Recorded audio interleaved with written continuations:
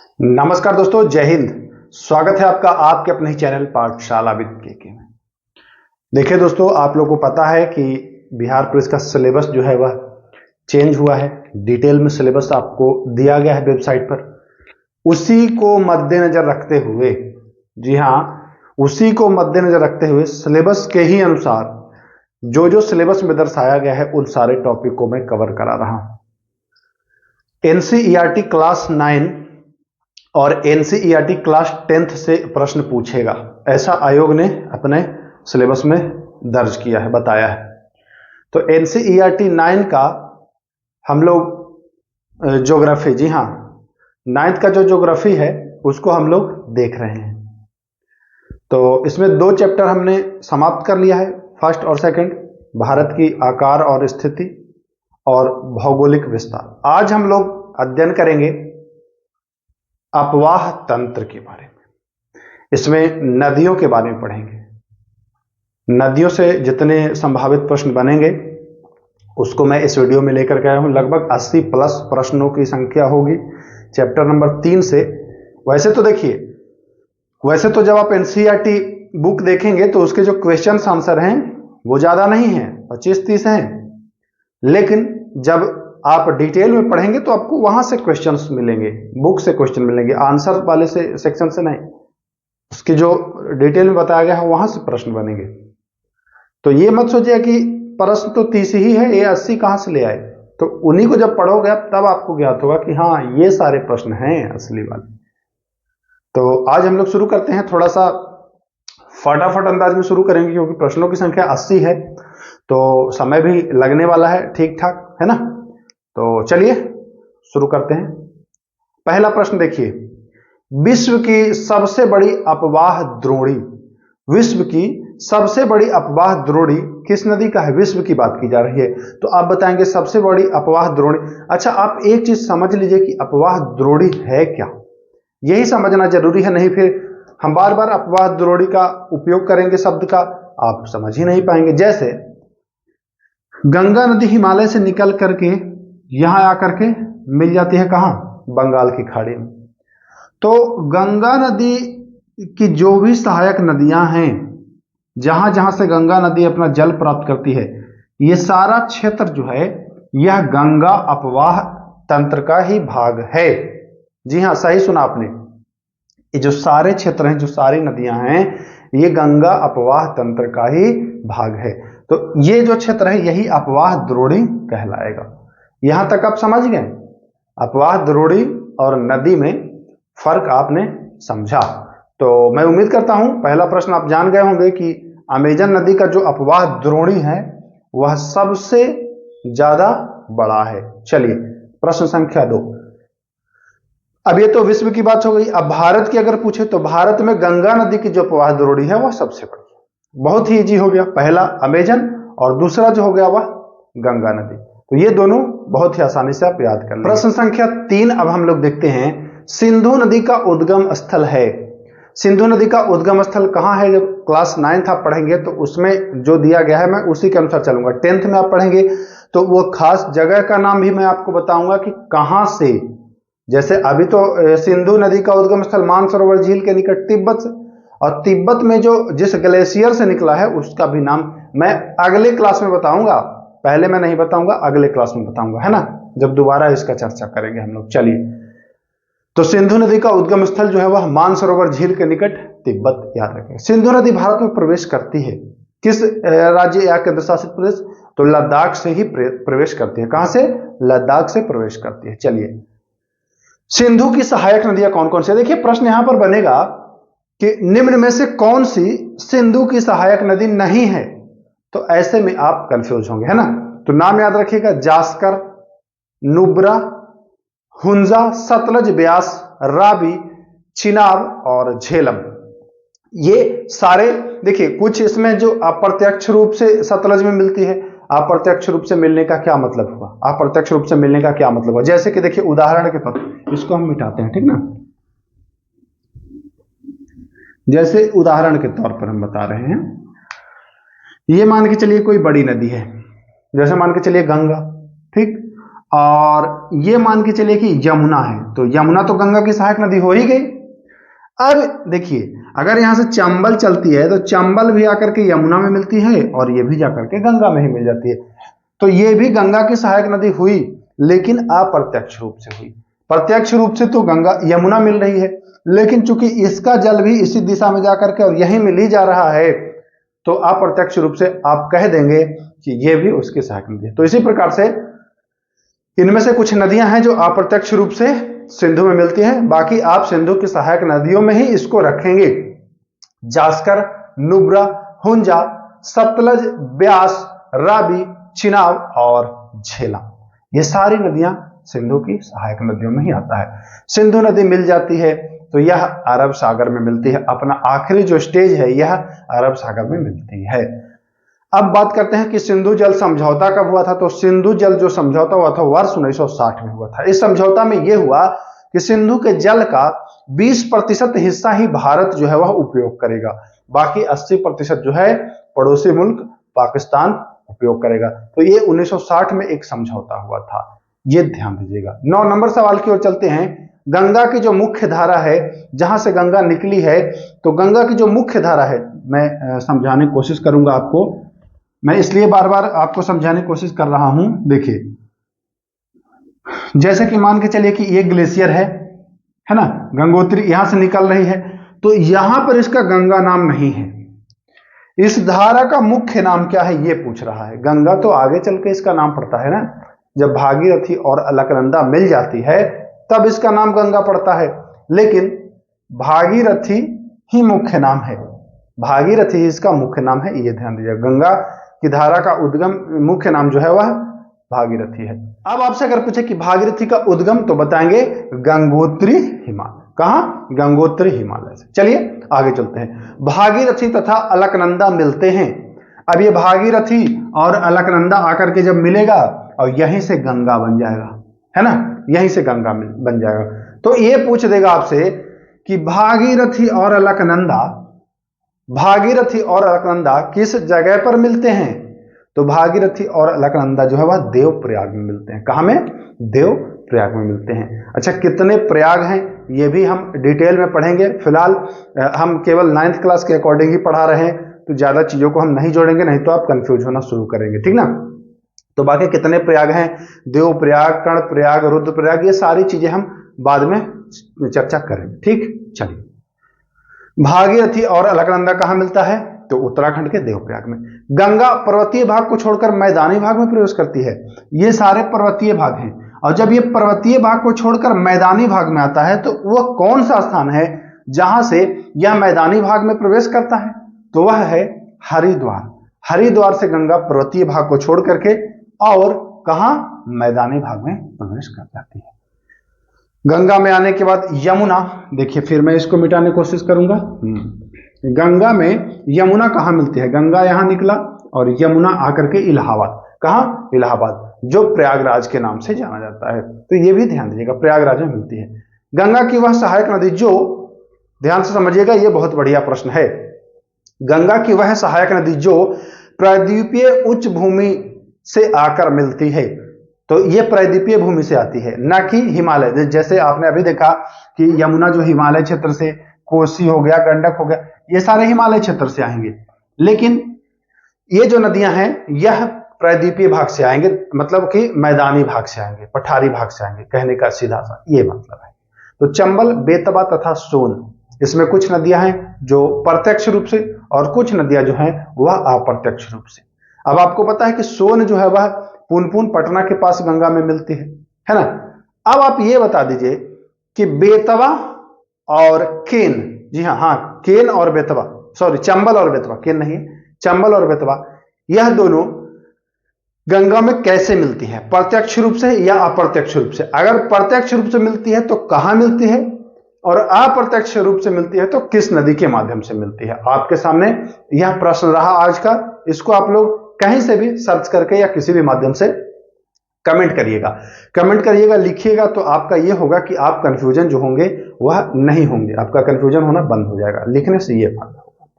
चलिए देखिए, यह प्रश्न बिहार सब इंस्पेक्टर में पूछा गया था, 2024 में जो मेंस हुआ एग्जाम, उसमें पूछा गया था गंगा डेल्टा का सबसे उत्तरी बिंदु, और एनसीईआरटी 9, जी हाँ 9th का यह प्रश्न है। अब आप समझिए कि सब इंस्पेक्टर में भी यहां से प्रश्न बनते हैं, तो इसीलिए कहता हूं कि एनसीईआरटी फॉलो करिए, लाभ होगा। गंगा डेल्टा का सबसे उत्तरी बिंदु कौन है? तो फरक्का। जी हाँ, फरक्का जो है वह गंगा डेल्टा का सबसे उत्तरी बिंदु है। किस स्थान पर गंगा नदी दो भागों में बंट जाती है? एक भागीरथी के रूप में और एक हुगली के रूप में। ये वाला भागीरथी नहीं, ये दूसरा भागीरथी है। जो शुरुआत में भागीरथी आपने पढ़ा वो भागीरथी नहीं, ये दूसरी भागीरथी है। भागीरथी तथा हुगली के रूप में दो भागों में फरक्का से ही बंट जाती है। कहां से? फरक्का से ही। अंतिम चरण में गंगा और ब्रह्मपुत्र समुद्र में विलीन होने से पहले किस नाम से जाने जाते हैं? देखिए, गंगा ना तो गंगा के नाम से उद्गम है इसका, और ना ही गंगा के नाम से ये विलीन होती है। विलीन का मतलब कि ये समुद्र में मिलती है, तो यह गंगा के रूप में केवल बहती है, बीच में निकलती भी नहीं है गंगा के नाम से, और जो समुद्र में मिलती है वहां भी गंगा का नाम नहीं आता है। तो जब निकलती है तब तो आपको हमने बता दिया कि कहां से निकलती है, लेकिन जब विलीन होती है तो ये मेघना के नाम से विलीन होती है।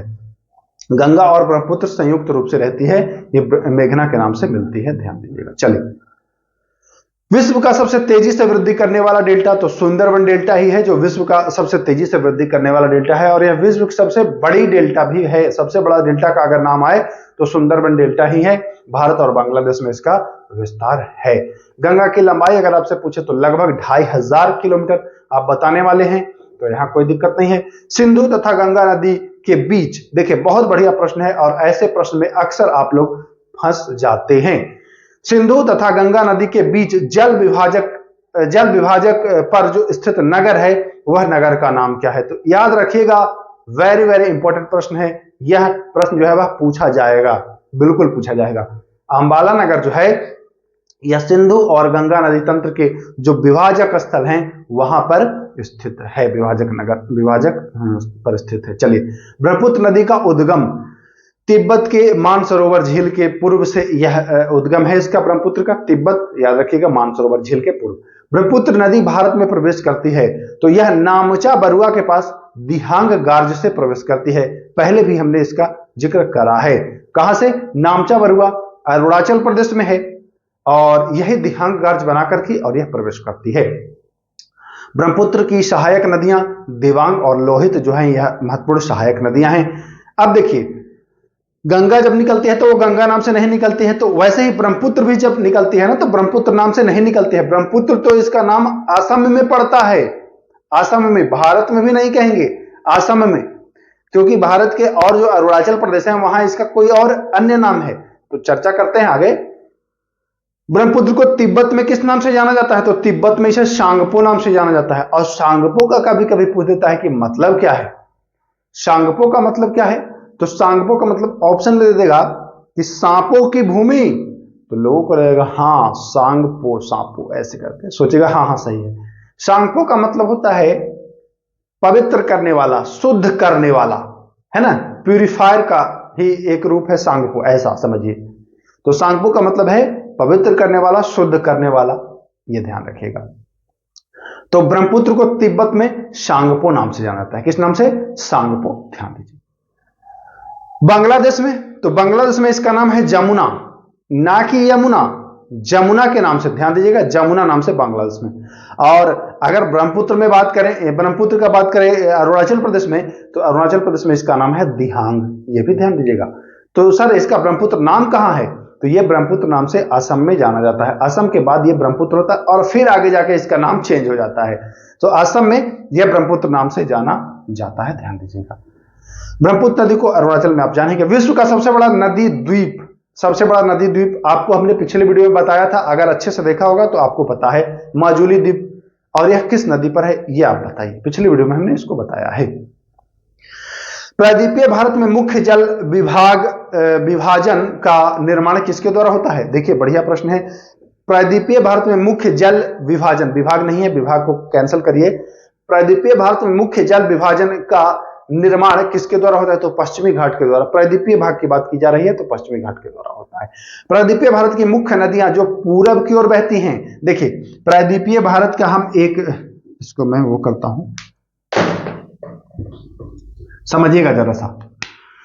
प्रायद्वीपीय पठार आपका त्रिभुजाकार हो गया, तो ये पूरब की ओर बहने वाली नदी है, ये पूरब है, ये पश्चिम है, ये उत्तर है और ये दक्षिण है। तो पूरब की ओर बहने वाली नदियों का नाम पूछ रहा है। तो महानदी गोदावरी, कृष्णा, कावेरी, जी हाँ, ये चारों नदी जो है यह पूरब की ओर बहती है। अब पश्चिम की ओर पूछेगा तो नर्मदा, ताप्ती बताइएगा। तो ये भी ध्यान दीजिए, पूरब की ओर 4 और पश्चिम की ओर ये 2 महत्वपूर्ण नदियां हैं। वैसे और छोटी छोटी नदियां हैं, ऐसा नहीं है कि यही 4 और 2 ही नदियां हैं। अभी आपको पेरियार मिलेगा और भी बहुत सारी नदियां मिलेंगी, बट महत्वपूर्ण जो नदियां हैं वह 4 ही देखने को मिलेगा। ये बंगाल की खाड़ी में गिरेगा और ये अरब सागर में गिरेगा। चलिए, ज्वार नदमुख बनाने वाली नदियां जो पश्चिम घाट में बहती हैं, देखिए सामान्यतः होता है कि ये नदियां जो हैं यह डेल्टा का निर्माण करती हैं, डेल्टा का, ठीक ना। और पश्चिम घाट में 2 नदियां जो महत्वपूर्ण नदी है, जो नर्मदा और ताप्ती है, यह डेल्टा ना बना करके एस्चुरी बनाती हैं। एस्चुरी अगर ना दे ऑप्शन में, अगर कहे कि कौन सी नदियां ज्वार नदमुख बनाती हैं, तो आप ज्वार नदमुख एस्चुरी को ही कहते हैं, ये भी ध्यान रखिए। क्योंकि अगर ज्वार नदमुख दे तो सोचेंगे कि अरे ये दोनों तो एस्चुरी बनाती है, तो होगा नहीं, तो ज्वार नदमुख वही है, ठीक ना। चलिए, नर्मदा और ताप्ती।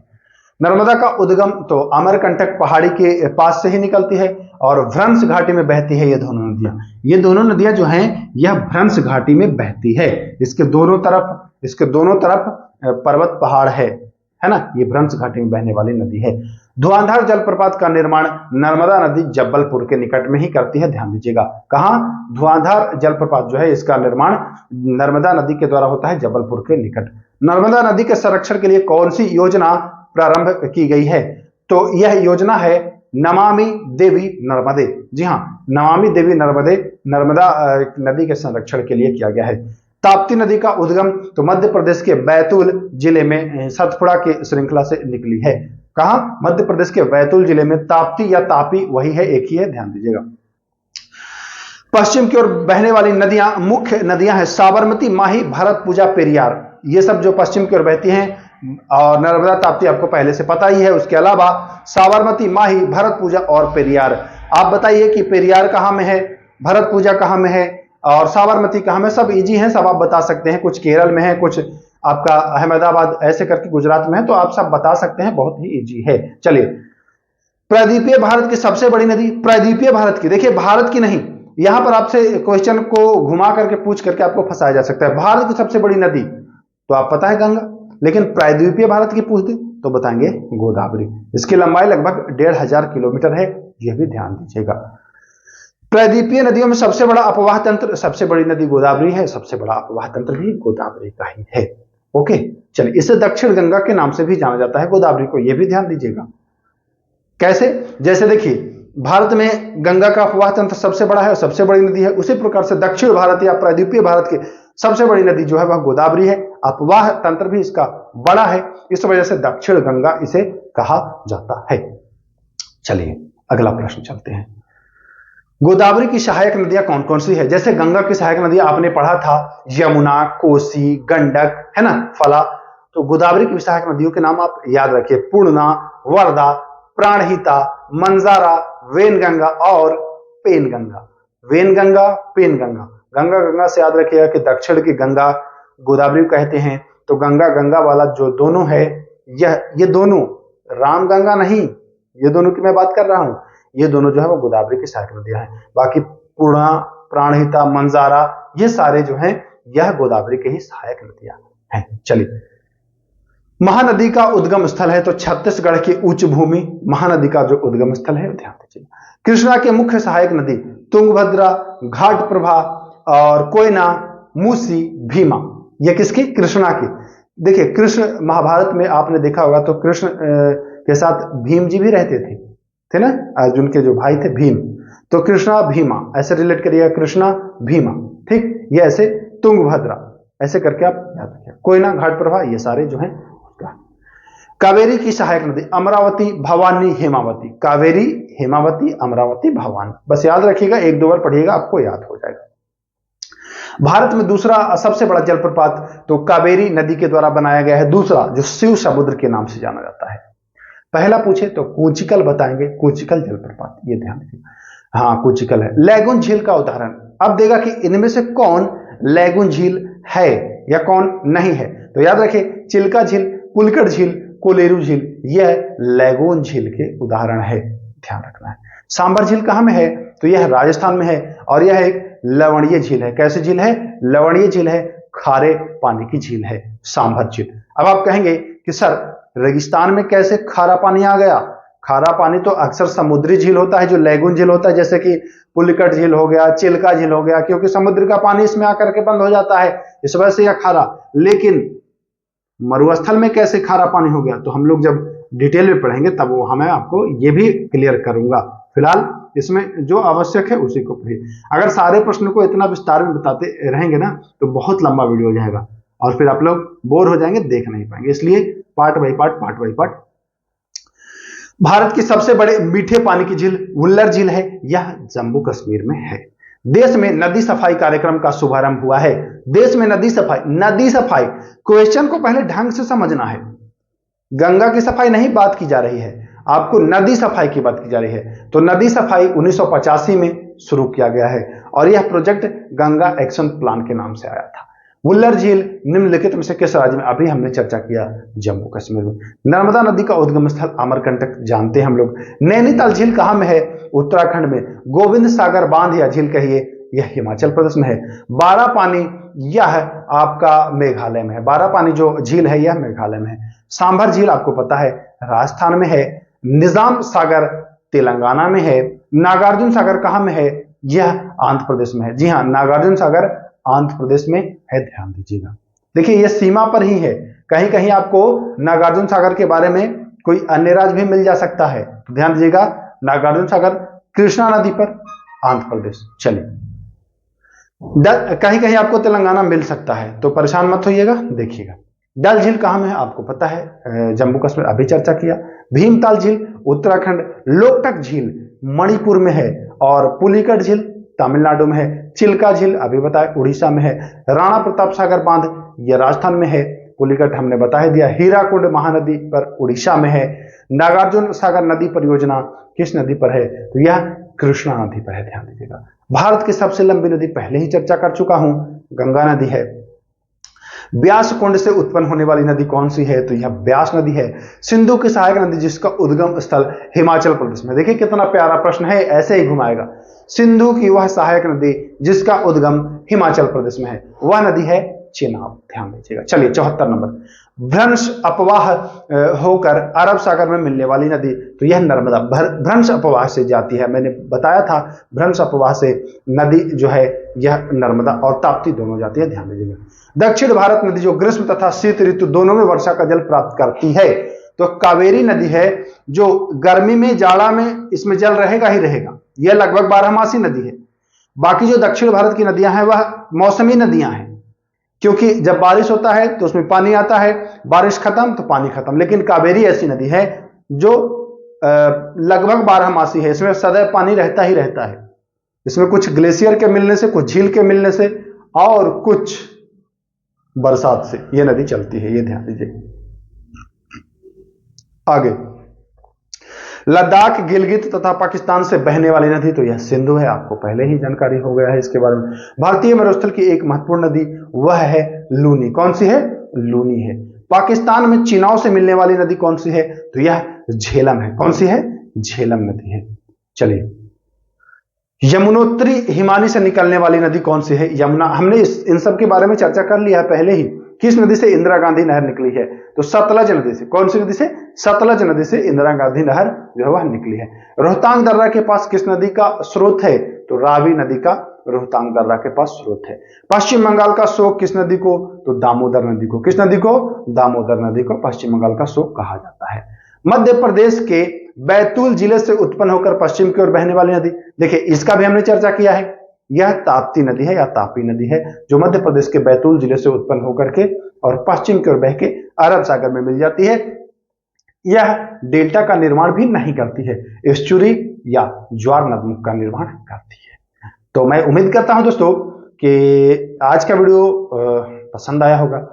देखिए पसंद आए या ना आए, वीडियो में दम है और इससे बहुत सारे प्रश्न बनेंगे। जो 6 शिफ्टों में एग्जाम है, लगभग सारे शिफ्ट में 1 से 2 प्रश्न बनेंगे। 12 से 15 प्रश्न इस खाली इस वीडियो से मिलेगा, ये 83 प्रश्न से। तो प्लीज अगर चाह रहे हैं कि आपका सिलेक्शन हो तो प्रश्नों को देखिए जरूर। इसका पीडीएफ मैं आपको प्रोवाइड करा दूंगा टेलीग्राम चैनल पर, वहां से जाकर के आप इसका पीडीएफ प्राप्त कर लीजिएगा। और हाथ जोड़ के निवेदन है कि देखना जरूर भाई मित्र, क्योंकि प्रश्न जब आएंगे ना और नहीं हल कर पाओगे तो अफसोस करने के अलावा कुछ बचेगा नहीं, अफसोस करने के अलावा कुछ बचेगा नहीं। तो 1 से 2 बार वीडियो को देखिए और पीडीएफ जरूर देखिएगा।